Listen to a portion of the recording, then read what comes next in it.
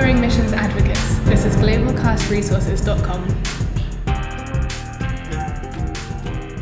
Again, it's what's in your hand, what you can ask those communities and locations where you're involved in.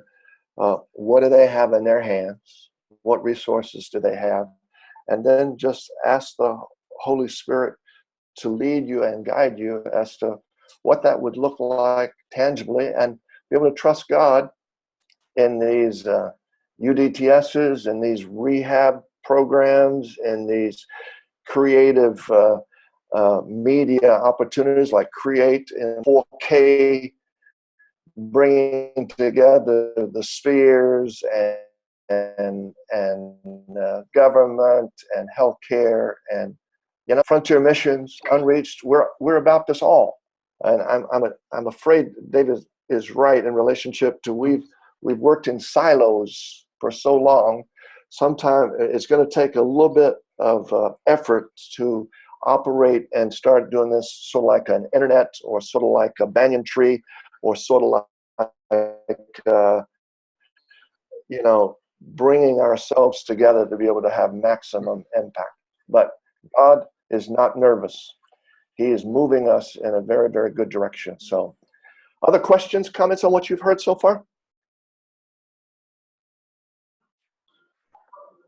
Yeah, I guess I have a comment and then a question. So just to confirm what Dave and Ali were saying, there is progress in our organization. So I'm just speaking from the FM circle.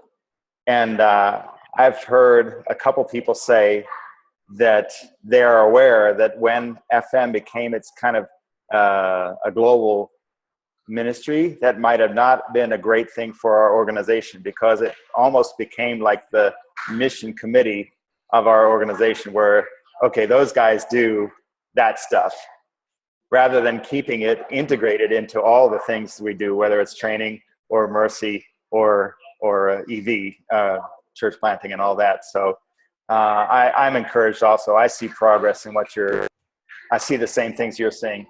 And my question, I guess, is what are the things you're seeing theologically or missiologically that would actually help us integrate?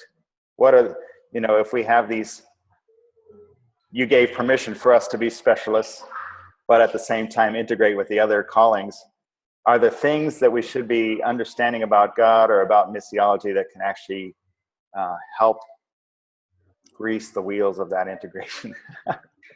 Well, I mean, the obvious thing is looking at how Jesus ministered. That's, you don't have to look very far to see what his response was. So sometimes he prayed for people, sometimes he called them to himself, sometimes he healed them, sometimes he just sat with them. Often he asked them, "What have you got?" He often asked, "What are you doing? What is your part?"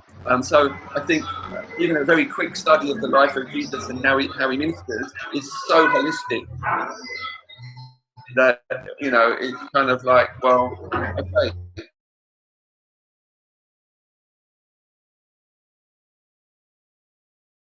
There's really no question. Himself didn't only call people to himself. He didn't only preach the gospel. He did all these other things as well. And I love the stories where he just sits with a kid on his lap, or he sits with a woman at the well, or he does all these other things that that shows us that he's a very holistic thinker, and that he wants to minister to every part of every person. So one of my great frustrations as a Christian has always been what happened in the 18 years of Jesus' life, from when he was 12 to when he was 30 and really started his ministry. Because I think if we knew more about that, then we'd have a much more of a handle on life. But actually, it comes down to God's character You know, we know what Jesus was like from that 3 years. We know what his character was, and so we can easily imagine what he was like in that 12 years, where he was going to school and working and interacting with people and living a normal life. We can imagine what that looked like for him, because we see his character in that 3 years. So for me, that's what we use a lot when we're kind of encouraging people to be more holistic. Is just to look at the life of Jesus. Yeah. Mm-hmm. I think also, just to add to that, being learners, trusting the Holy Spirit either to lead you in your reading and into your soul being fed, and who is God using these days?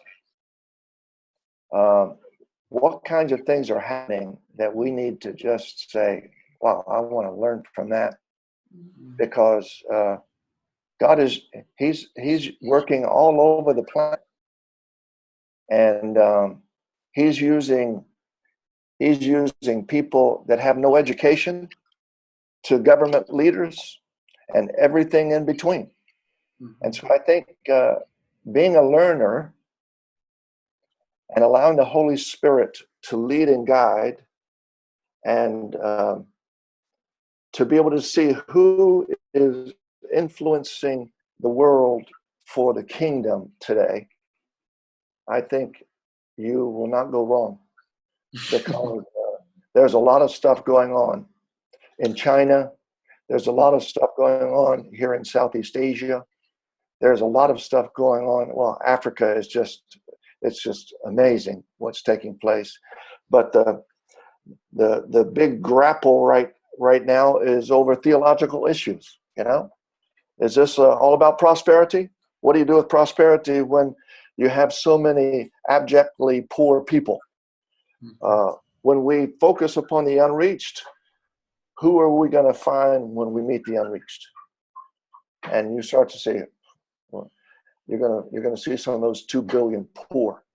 And how do we prepare ourselves for that? Because it's going to take integral thinking, integral activity, collaboration, and being able to use the gifts and skill that God has given to each of us.